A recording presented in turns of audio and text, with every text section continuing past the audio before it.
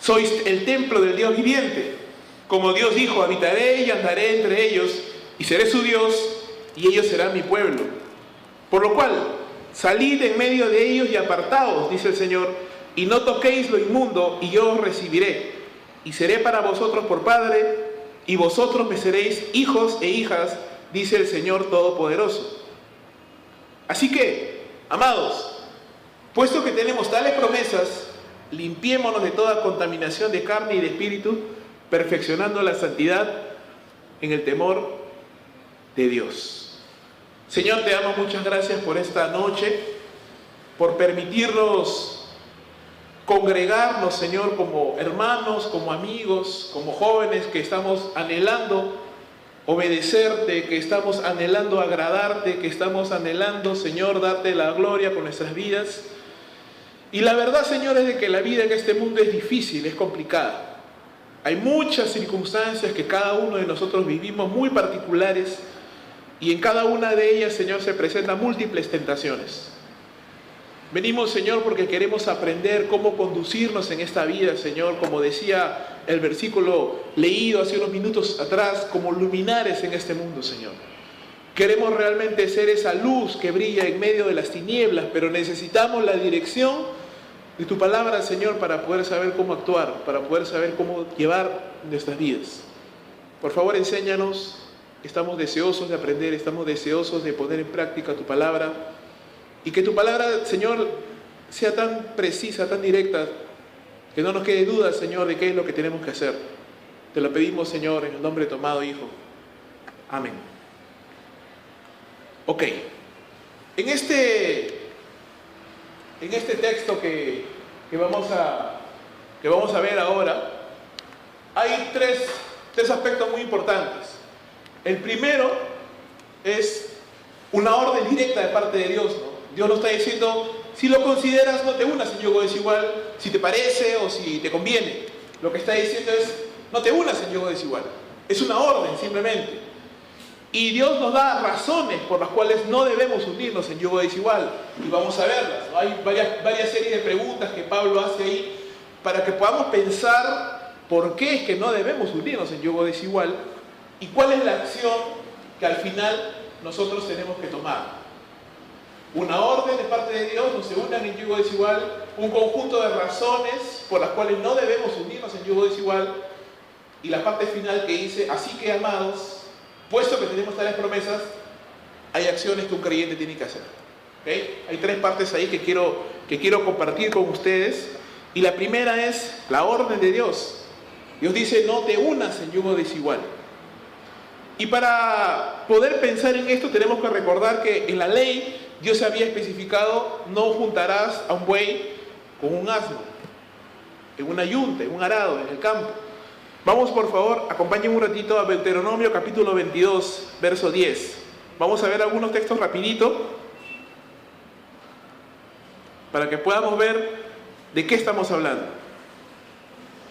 Dice Deuteronomio capítulo 22, verso 10, no ararás con buey y con asno juntamente. ¿Qué quiere decir? No colocarás a un buey junto con un asno y le pondrás una yunta encima para que la are en el campo. ¿Por qué? Porque tanto el buey como el asno tienen características diferentes.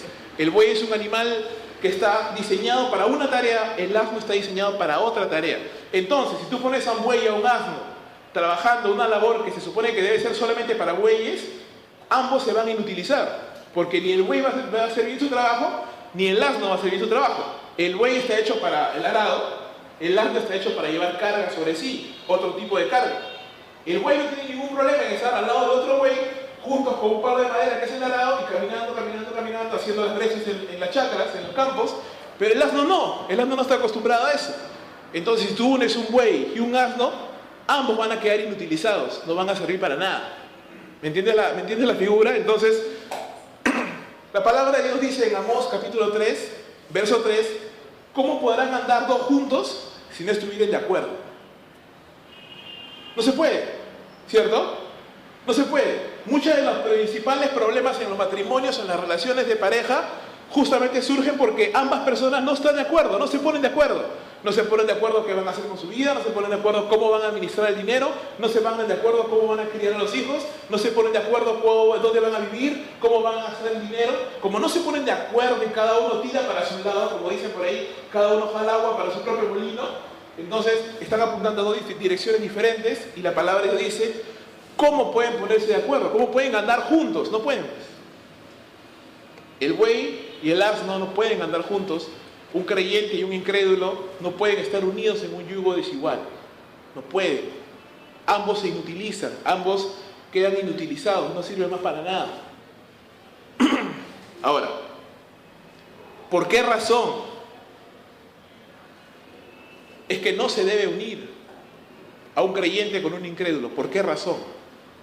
Yo he conversado con muchos jóvenes y la respuesta clásica es, ¿no? Pero es buena gente, pero es buena chica, es buen chico, está yendo a la iglesia, ¿no? Todavía se emociona. Me está acompañando en la iglesia. No, ahora quiere conocer más de Dios. La clásica, ¿sí o no? Ahora quiere conocer más de Dios. No, él me ha dicho de que si vamos a hacer una empresa, sí, él va a diezmar. Sí, él no te preocupes, ya hemos hablado de eso, no hay ningún problema. No, yo voy a hacer un proyecto con estos amigos. No conocen al Señor, no conocen la palabra, pero son buena gente, quieren el bienestar social, quieren ayudar a las personas, son buena gente. Y sí, en apariencia parece interesante la idea.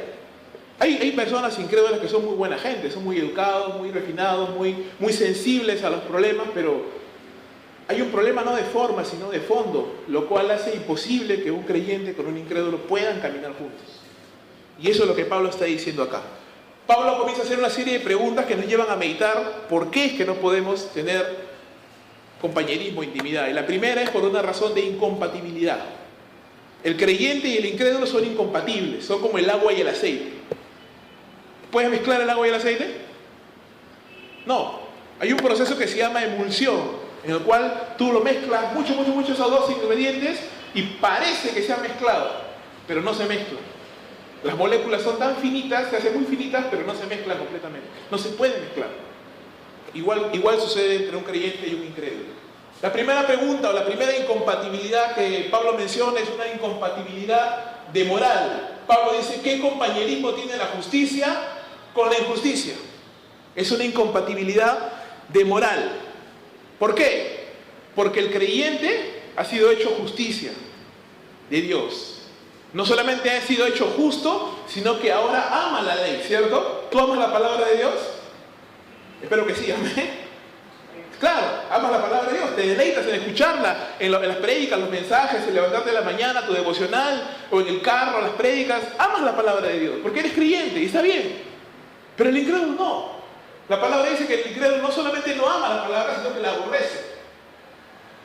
¿Me dejo entender? El incrédulo no solamente no ama la palabra, sino que aborrece la palabra. El incrédulo es injusticia, el incrédulo es pecado. Está sometido al pecado, es esclavo del pecado. Eso dice la palabra de Dios. Es más, Isaías 64 nos dice que aún las mejores obras de un incrédulo, ¿qué cosas son? Trapos de inmundicia. Es injusticia. Dios ve y todo lo que hace un incrédulo es injusto, está mal, está sucio por el pecado. Entonces hay una incompatibilidad moral. ¿Puede haber compañerismo entonces entre la justicia y la injusticia? No. ¿Puede haber una amistad? ¿Puede haber realmente una amistad entre alguien que ama a Dios y alguien que aborrece la ley de Dios, por más educado, refinado, sensible que pueda ser? No puede haber. Son incompatibles. Segunda razón, incompatibilidad de naturalezas. Pablo dice, ¿qué comunión tiene la luz con las tinieblas? La Biblia dice claramente que los que reciben al Señor son hijos de luz. Dios es luz y los creyentes son hijos de luz. Eso lo podemos ver, por ejemplo, en textos como Primera de Juan, capítulo 1, verso 5, donde dice que el creyente es hijo de luz, está en la luz. Sin embargo, los que aborrecen a Dios están en tinieblas. El que no ha creído en el nombre del Señor está en tinieblas, está cegado. Pablo dice que Satanás ha oscurecido sus ojos y lo ha cegado, está en tinieblas, no puede ver. El creyente tiene una naturaleza regenerada, transformada, ha pasado de las tinieblas a la luz. El incrédulo no, el incrédulo sigue en las tinieblas. Entonces, la palabra aquí es una palabra que siempre usamos. La palabra aquí comunión es koinonía. Puede haber koinonía, puede haber comunión, puede haber unidad entre alguien que está en la luz, que ama la luz, que tiene errores, que tiene defectos, pero ama la luz y en la luz de Dios se deleita y se goza. Y una persona que está en tinieblas y que se goza en estar en las tinieblas, ¿puede haber una unidad? ¿Qué dicen ustedes? No puede haber unidad entre alguien que está en la luz y alguien que está en las tinieblas. Tercera pregunta, Pablo dice, ¿qué concordia, qué acuerdo puede existir entre Cristo y Belial? Belial es otro nombre para Satanás. ¿Qué acuerdo puede haber entre Cristo y Satanás? No hay acuerdo, no hay acuerdo alguno. Jesús dijo, el príncipe de este mundo nada tiene en mí. Nada tiene en mí. Es más, no solamente dijo eso, dijo Satanás es mentiroso y padre de mentira. Es homicida desde el inicio. Y nada tiene en mí. Satanás está por un lado, Cristo está por otro lado. Y sus hijos igual. Jesús en algún momento del capítulo 8 de Juan le dijo a los judíos, ustedes son hijos de su padre, el diablo. Y los deseos de su padre quieren hacer. Hay una relación de pertenencia entre el padre, la cabeza, y su descendencia. ¿Qué quiere decir? Que los creyentes estamos bajo la cabeza de Cristo y tenemos una relación de pertenencia con nuestro Señor. Y de la misma manera el incrédulo tiene una relación de pertenencia con Satanás. La Biblia dice claramente que son hijos de Satanás y los deseos de su padre quieren hacer. ¿Puede haber concordia entonces entre Cristo y Satanás? No. ¿Puede haber concordia entre los hijos de Cristo, los hijos de Dios y los hijos de Satanás? No. Si nos ponemos a pensar, el hijo de Satanás quiere hacer lo que su padre hace. El hijo de Dios quiere hacer lo que su padre hace. Ambos están en direcciones completamente opuestas. Completamente opuestas. Siguiente incompatibilidad. ¿Qué parte tiene el creyente con el incrédulo? ¿Cuál es su destino del creyente? A ver, ¿cuál es el destino del creyente? El cielo, ¿cierto? La gloria con Dios. Sabemos que morimos y vamos a la presencia de Dios, aquellos que hemos creído en el nombre del Señor. Nuestro destino es eso. Victoria en su momento estaba hablando de las moradas celestiales y es cierto, ¿no? Ese es nuestro destino, el destino del creyente. En las moradas celestiales con el Señor. ¿Cuál es la parte, cuál es el destino del incrédulo? Si no acepta sus pecados, el infierno, ¿cierto?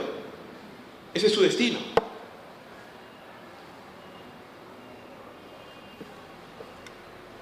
Última pregunta, ¿qué acuerdo hay entre el templo de Dios y los ídolos? Acá Pablo usa una figura y compara a los creyentes con el templo de Dios. Y lo menciona aquí claramente, ustedes son el templo de Dios viviente. Y compara a los incrédulos con los ídolos. ¿Por qué? ¿Cuál es el propósito del templo de Dios? Adorar, glorificar a Dios, ¿cierto? ¿Cuál es el propósito del creyente? Adorar, glorificar a Dios. Con nuestra vida procurar siempre darle la gloria a Dios. ¿Cuál era el objetivo en este caso de los ídolos? Era desviar la atención, ¿cierto?, del pueblo de Dios hacia la idolatría, hacia que el pueblo se fuera tras sus cosas, sus propios deseos, sus propios pecados. Entonces, ¿qué acuerdo puede haber entre una persona cuyo propósito es adorar y vivir para la gloria de Dios? ¿Qué acuerdo puede haber entre una persona así y una persona que se adora a sí mismo, ¿no? Que vive para sí mismo?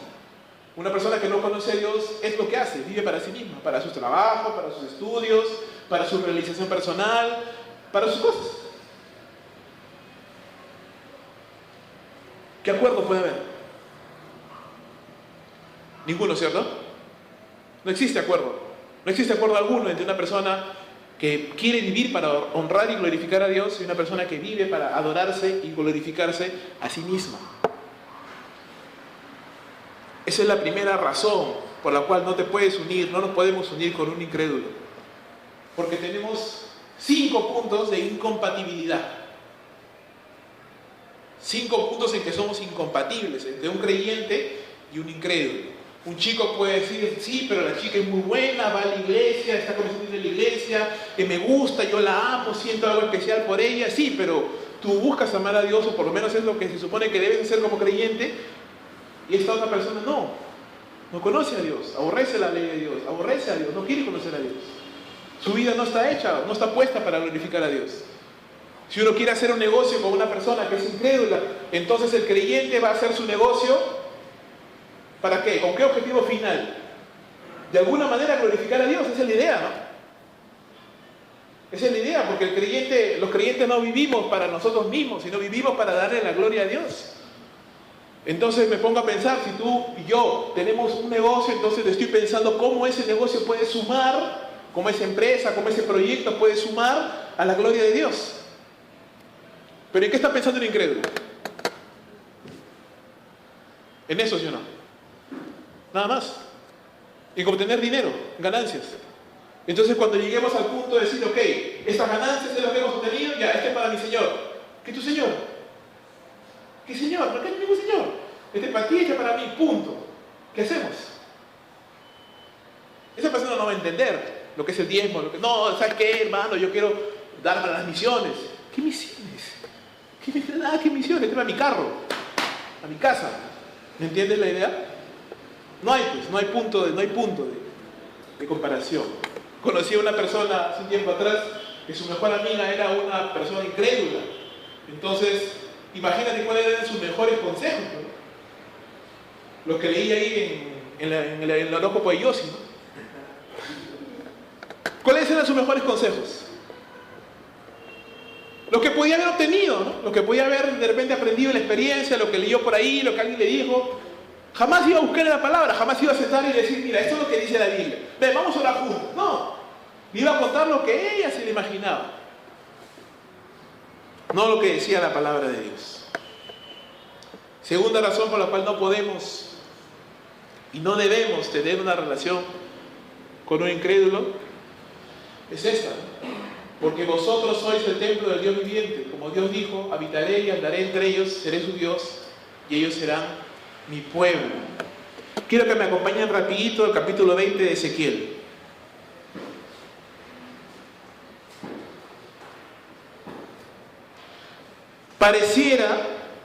Pareciera que fuera muy claro, ¿no? No, yo no tengo nada que ver con un incrédulo, pero sí, va mucho más allá que eso. Ezequiel capítulo 20, verso 32. Dice así, Ezequiel 20, 32.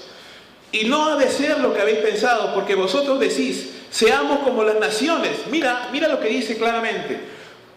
Porque vosotros decís, seamos como las naciones, como las demás familias de la tierra que sirven al palo y a la piedra. Vivo yo, dice Jehová el Señor, que con mano fuerte y brazo extendido y enojo derramado he de reinar sobre vosotros, y os sacaré de entre los pueblos, y os reuniré de las tierras en que estáis esparcidos, con mano fuerte y brazo extendido y enojo derramado, y os traeré al desierto de los pueblos, y allí litigaré con vosotros cara a cara. Como litigué con vuestros padres en el desierto de la tierra de Egipto, así litigaré con vosotros, dice Jehová el Señor. Os haré pasar bajo la vara y os haré entrar en los vínculos del pacto.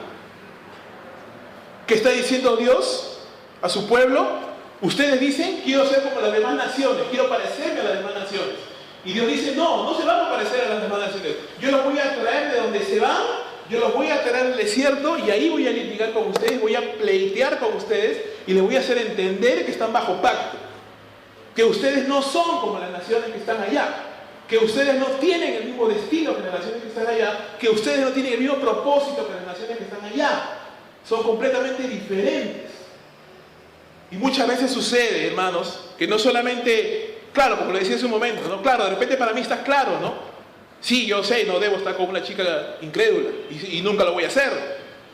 Pero de repente comienzo a mirar los hábitos, los estilos de vida, las decisiones, las cosas, posesiones, qué sé yo, que tiene la gente incrédula. Y comienzo a decir, ¿y por qué yo no? Y si él tiene esto, ¿por qué yo no? Y si él hace estas cosas, ¿por qué yo no? Y si él hace esto y vive esto, ¿por qué yo no? ¿Por qué yo no? Porque yo también quiero esto, yo también quiero esta casa, yo también quiero irme de viaje, yo también quiero vivir esto y lo otro. Y comenzamos de alguna manera, hermanos, a acariciar en nuestro corazón las cosas que los incrédulos tienen. Y nos olvidamos, hermanos, que nuestro propósito, nuestro origen, nuestra meta, nuestra moral, no es la de ellos. Pedro decía claramente, nosotros somos nación santa, real sacerdocio, puestos para otra cosa. Dice, para anunciar las virtudes de aquel que nos llamó de las tinieblas a su luz admirable. Entonces creo que tenemos que quedarnos claro que nosotros los creyentes no vivimos para nosotros mismos. Hermano, tú no vives para ti, yo no vivo para mí. Nuestro propósito en la vida es diferente. Y Dios actúa cuando nosotros queremos alejarnos de eso. ¿Cuál era la segunda razón? Porque nosotros somos templo de Dios y Dios tiene una relación con nosotros. Siguiente. Por lo cual, dice, salid en medio de ellos y apartaos, dice el Señor, y no toquéis lo inmundo, y yo recibiré y seré para vosotros por padre, y vosotros me seréis hijos e hijas. Esta parte de aquí, esta porción que dice, por lo cual salid en medio de ellos y apartaos, dice el Señor, y no toquéis lo inmundo, Pablo lo ha tomado de un versículo del Antiguo Testamento, que está en Isaías. Vamos rapidito, por favor, a Isaías capítulo 52, para poder entender por qué es que Pablo usó este texto. Isaías 52, versículo 11. Isaías 52, 11. Dice así: apartaos, apartaos, salid de ahí, no toquéis cosa inmunda, salid en medio de ellos. Ojo ahí, purificaos los que lleváis los utensilios de Jehová, porque no saldréis apresurados ni iréis huyendo, porque Jehová irá delante de vosotros y os congregará el Dios de Israel.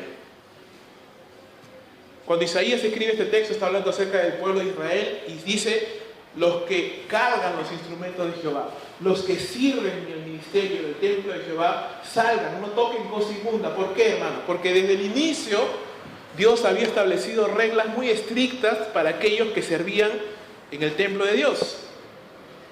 Eran muy estrictos en cuanto a la limpieza, en cuanto a lo que tenían que hacer, a cómo tenían que purificarse, en cuanto a cómo tenían que servirle. ¿Por qué, hermanos? Porque Dios demanda limpieza de sus hijos. Y esa es la tercera razón por la cual nosotros no podemos tener una relación íntima con una persona que no sea creyente. Porque Dios demanda que tú y yo, como instrumentos de Dios, como siervos de Dios, como personas que anhelamos servir a Dios, demanda que podamos ser instrumentos limpios. Y yo no sé tú, hermano, pero esa es una tarea bien difícil. Es muy sencillo pararse acá y hablar y lo que me salga y lo que me invente. Es muy fácil pararme acá y cantar lo que me venga a la mente. O sentarme en un papel y decir, vamos a programar y ahí lo que sale, pues. Es muy fácil, cualquiera lo puede hacer. Difícil es hacerlo bien. Difícil es hacerlo en limpieza de manos, en limpieza de ojos, en limpieza de labios, en limpieza de mente. Eso es lo difícil. Y eso justamente es lo que demanda Dios. Salid en medio de ellos y apartaos. No toques lo inmundo, dice. No lo toques. Porque no has sido llamado a eso. Tus manos, tu mente, tu corazón no están puestas para tocar lo inmundo, sino para tocar las cosas santas, las cosas de Dios.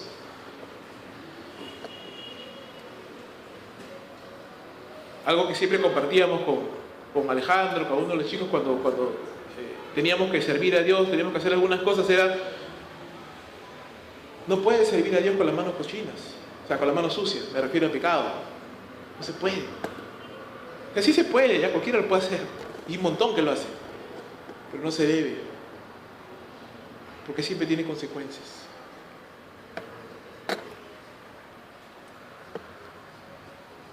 Y la cuarta razón está acá. Yo recibiré, seré para vosotros por padre, y vosotros me seréis hijos e hijas, dice el Señor Todopoderoso. Y Pablo está usando 2 de Samuel 7:14, la promesa que Dios le hizo a David, para ponerlo ahí. ¿Por qué Pablo está usando una promesa mesiánica aplicándola acá? ¿Sabes por qué, hermano? Porque tú y yo, como creyentes, hemos entrado en una relación de pacto con Dios. Antes Dios era extraño para nosotros y nosotros éramos extraños para Él. Pablo dice que el creyente está sin esperanza y sin Dios en este mundo. No tiene nada, está separado de Dios. Pero una vez que hemos sido adoptados en la familia de Dios, ahora Dios es nuestro Padre y tú eres su hijo, su hija. Hay una relación íntima La adopción, como la conocemos nosotros en nuestra realidad, tú adoptas a una persona y ya está, ¿no? Uno adopta a un hijo y mucha gente lo tiene pues como un hijo así de segunda categoría, ¿no? Un entenado, qué sé yo. Pero en la cultura romana era diferente. Cuando tú adoptabas a un hijo, ese hijo no solamente tenía todas las características y beneficios de un hijo natural, sino que tú podías desheredar a tu hijo natural, pero no podías desheredar a un hijo adoptado. Así era la ley romana.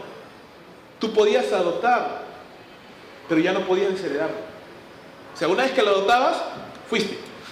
Ya no podías desheredarlo. En cambio, a tu hijo natural sí podías desheredarlo. Mira cómo Dios hasta eso permitía, ¿no? ¿Para qué? Para ilustrarnos la verdad increíble, que aquellos que han sido adoptados por Dios no pueden ser arrebatados más. Tienes una relación inquebrantable, eterna con Dios. Eres el hijo de Dios, eres la hija de Dios. ¿Cómo entonces una persona que es hijo de Dios, hija de Dios, puede entrar en una relación con una persona que no tiene afinidad con Dios? Sea de amistad, sea de matrimonio, sea de empresa, sea de lo que sea. No se puede. Como una persona que es hijo o hija de Dios, que tiene una relación de pacto con Dios, puede mirar y codiciar y desear las cosas de este mundo?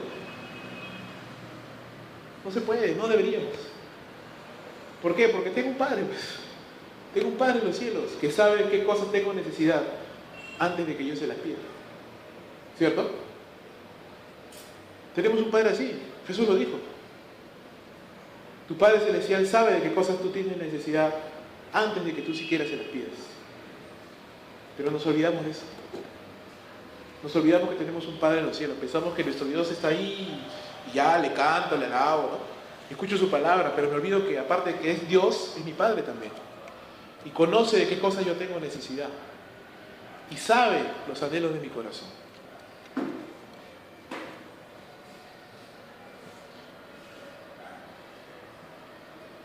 ¿Cuál es entonces lo que hemos visto hasta ahora?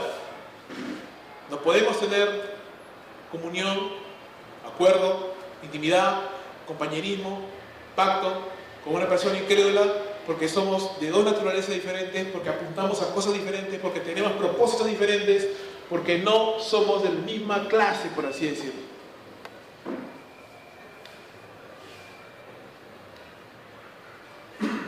Sin embargo, mucha gente queda así, ¿no?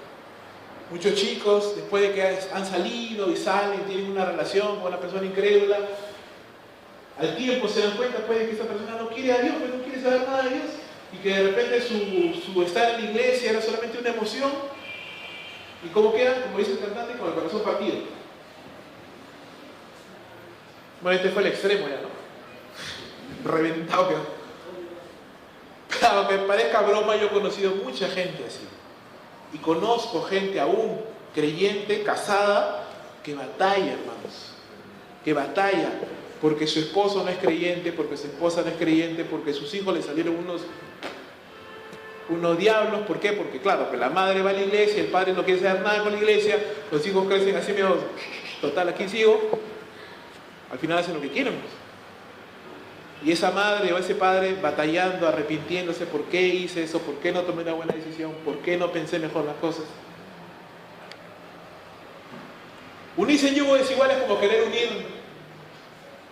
dos cosas que no son.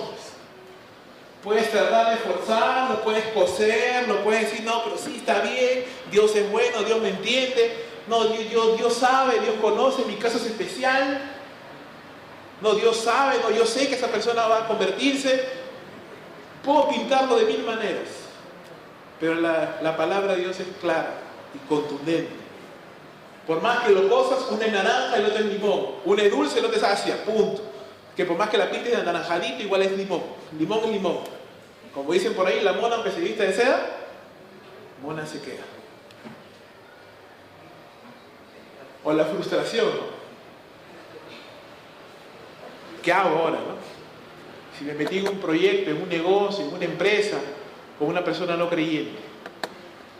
Yo conocía una vez a una persona que estaba en una ONG cristiana, pero a este señor no se le ocurrió, a este hermano no se le ocurrió mejor cosa que contratar gente incrédula. para el trabajo que tenía, que se supone que era espiritual. Al final su ONG terminó en bancarrota porque él quería enfocarlo todo desde el punto de vista espiritual y la gente lo único que quería era plata. Lo único que quería era cumplir su trabajo.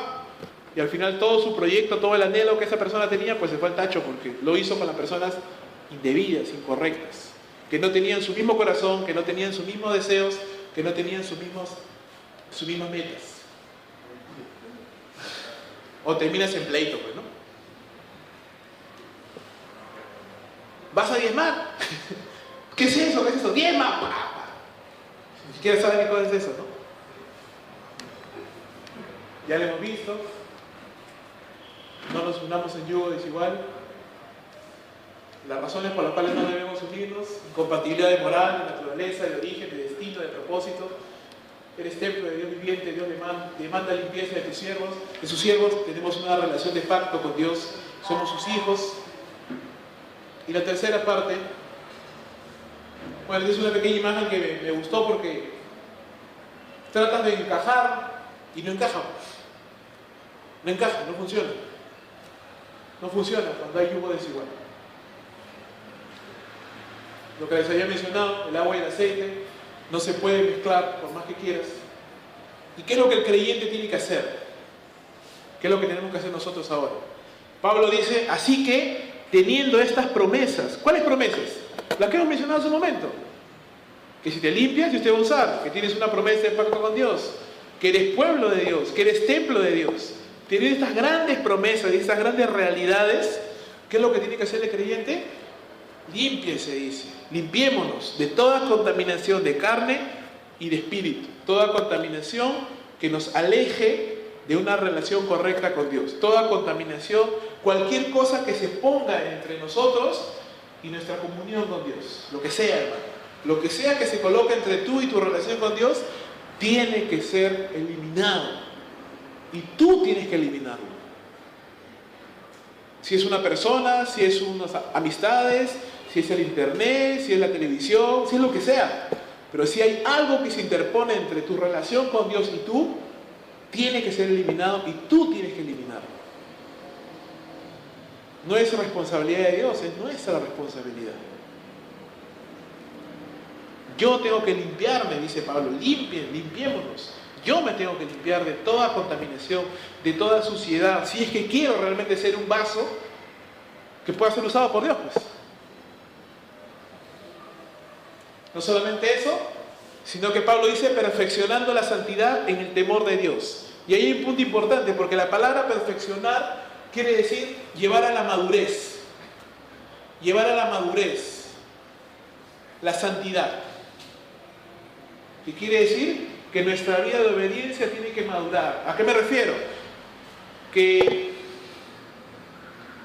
si tenía, por ejemplo, ¿no? Si tenía pues mis catarsis así, cada cierto tiempo, mis crisis existenciales, después de 5, 10 años, 15 años de creyente, como que si sigo así, como que hay un problema, ¿no? O sea, ya debería haber pasado esas cosas, ya no deberían ser un problema en mi vida.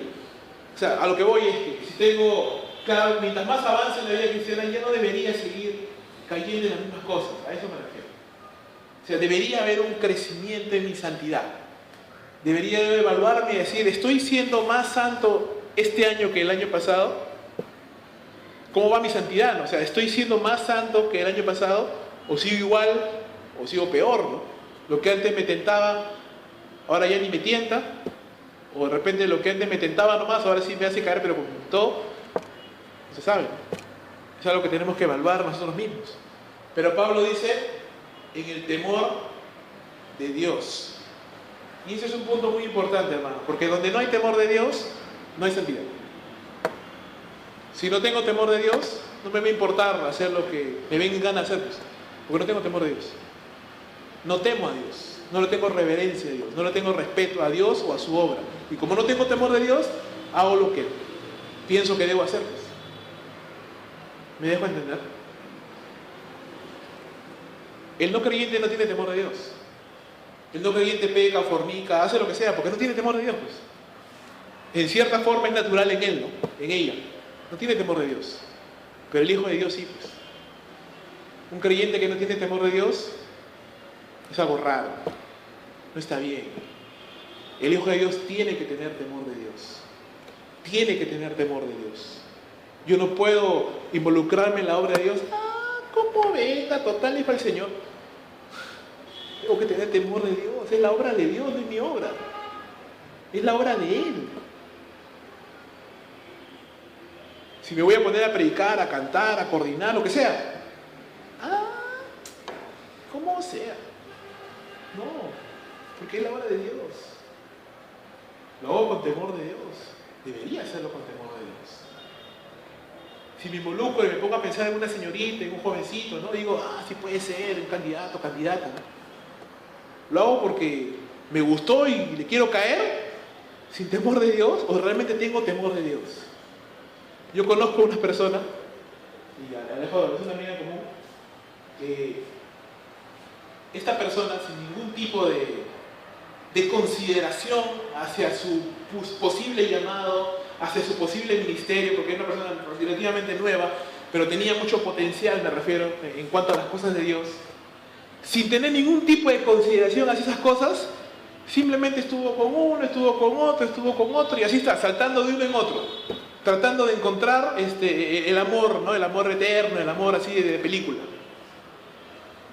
Yo me pregunto, hermano, ¿cómo una persona que se supone que tiene temor de Dios puede simplemente, me mete en una relación y ya lo que venga, ¿no?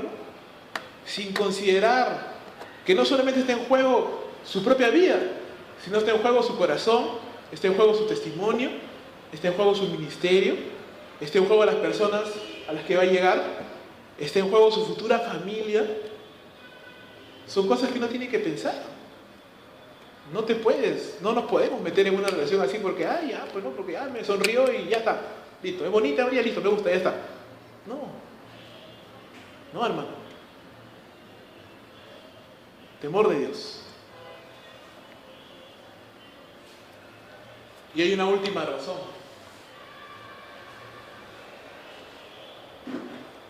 ¿Sabes qué pasa cuando no nos apartamos? Porque lo que está enseñando Pablo acá es apartarse. No te unas en yugo desigual, apártate de las personas incrédulas.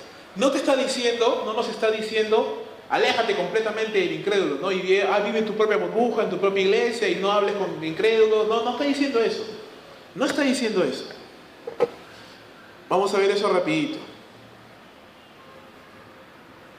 1 Corintios, por favor, capítulo 10, verso 27.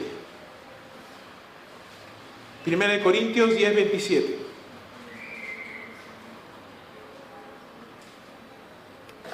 Si algún incrédulo os invita y queréis ir, de todo lo que se ponga delante comed, sin preguntar nada por motivo de conciencia. ¿Qué está diciendo? Si algún incrédulo te invita, anda. Si tienes un amigo incrédulo, no hay ningún problema en tener un amigo incrédulo. 1 Corintios capítulo 5, verso 9. Os he escrito por carta que no os juntéis con los fornicarios, no absolutamente con los fornicarios de este mundo, o con los avaros, o los ladrones, o los idólatras, pues en tal caso sería necesario salir del mundo. Más bien os escribí que no os juntéis con ninguno que llamándose hermano fuere fornicario, avaro, idólatra, maldiciente, borracho, ladrón, con el tal, ni aún comáis. ¿Qué es lo que está diciendo? No está diciendo que no tengas amigos incrédulos, no está diciendo que no tengas relación con la gente incrédula, sino como evangelizaríamos. Lo que está diciendo es no puedes tener intimidad, no puedes tener amistad profunda, me refiero. No puedes hacer una vida junto a alguien que no es creyente. Eso es lo que está diciendo. ¿Por qué? Porque si no nos apartamos, porque si no nos separamos, suceden dos cosas. Nos dejamos contagiar de la mediocridad, nos dejamos contagiar de la irreverencia, nos dejamos contagiar de la irrespetuosidad, de la falta de temor de Dios que tienen los incrédulos, porque es natural en ellos. Nos contagiamos de eso, comenzamos a vivir como ellos. Como decía el pasaje de Ezequiel, ¿no? Miramos a las naciones y decimos, yo quiero ser como ellos, yo quiero ser como Egipto, yo quiero ser como Babilonia, yo quiero ser como los cananitas y qué sé yo quiero ser como ellos. ¿Por qué yo tengo que ser diferente? Y comenzamos a vivir, a pensar, a reír como ellos. ¿Cómo entonces ellos van a encontrar un modelo? ¿Cómo van a ver luz? Si nosotros mismos somos iguales que ellos. ¿Me entienden la idea? Ese es el peligro de apartarnos. Aplicación práctica: no debo casarme con una persona incrédula, jamás. No debo iniciar negocios con una persona incrédula, no se puede. O sea, no que no le vendo, le compre, no, sí. No iniciar negocios con una persona así. Su prioridad es otra, hacer dinero, la mía es otra. Glorificar a Dios. Mi mejor amigo, mi mejor amiga no puede ser una persona incrédula. ¿Qué me va a aconsejar? ¿Qué me va a aconsejar? Yo de repente puedo ser su mejor amigo, pero ella no puede ser mi mejor amigo o amiga. Yo le puedo dar un consejo de la palabra de Dios. Esa persona no puede. ¿Qué tiene? No tiene que dar. Lo mismo, no puedo acudir a personas incrédulas a buscar consejo. No puedo tener un proyecto de vida con personas incrédulas. Hay un peligro, como les digo, chicos, cuando no nos apartamos.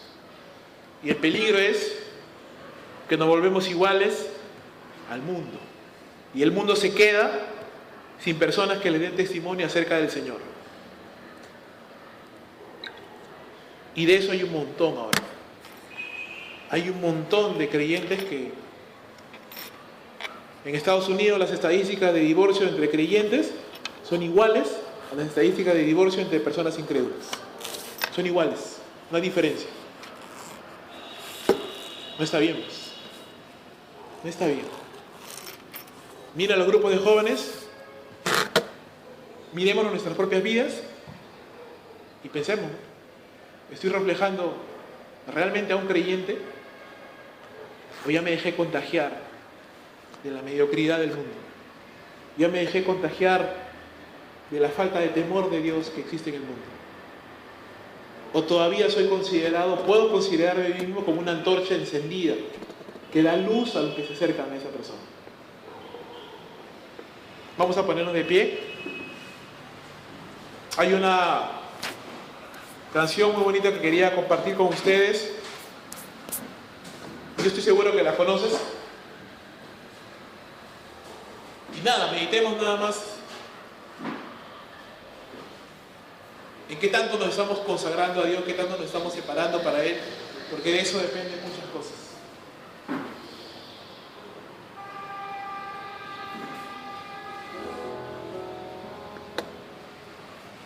Señor, te damos gracias por esta noche y ayúdanos a consagrarnos a ti, Señor, a separarnos para ti porque tú te lo mereces.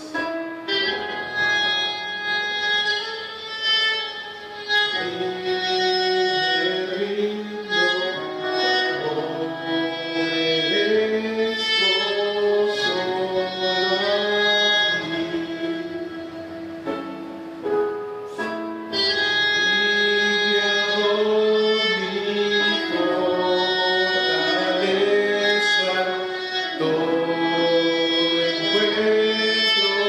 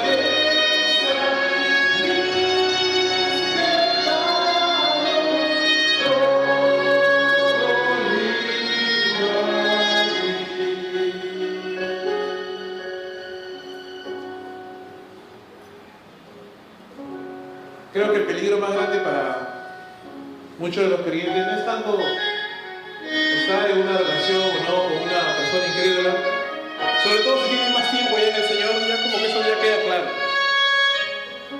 Considero que el mayor peligro es cuando nos conformamos a este mundo y cuando comenzamos a ver lo que otros tienen y deseamos eso para nosotros.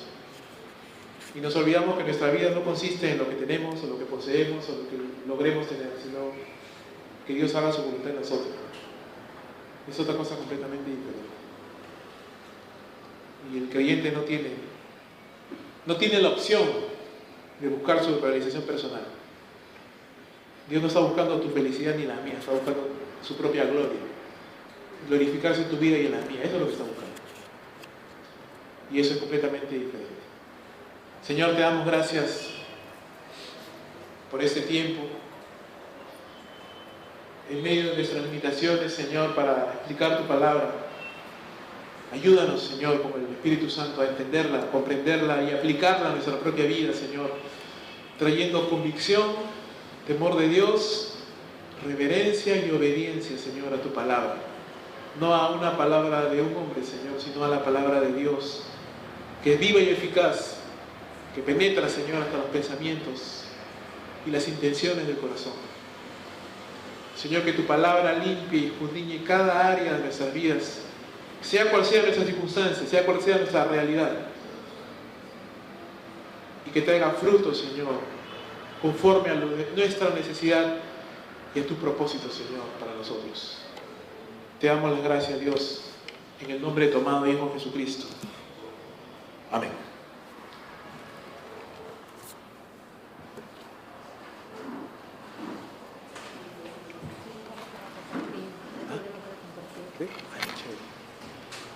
Me dicen los chicos de que hay algo para compartir, así que ahorita le voy a pedir a Manuel, por favor, para que nos dirija en la oración, y creo que tiene algo más que decir.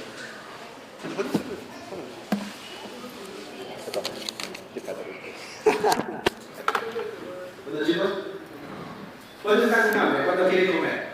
Hemos